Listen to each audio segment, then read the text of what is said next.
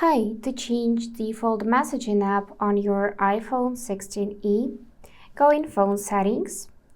Here find this last tab Apps and choose Default Apps.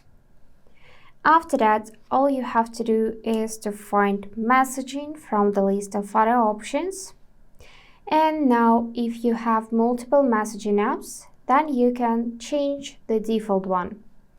In my case, I got only one, which is default Apple Messages app.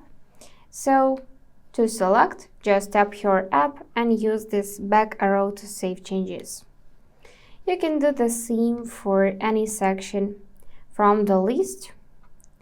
And here you'll be able to change your default apps. For example, for default calling app, I can switch from phone to FaceTime. That's it for today. If this video was helpful, please subscribe, like and comment. And I wish you all the best.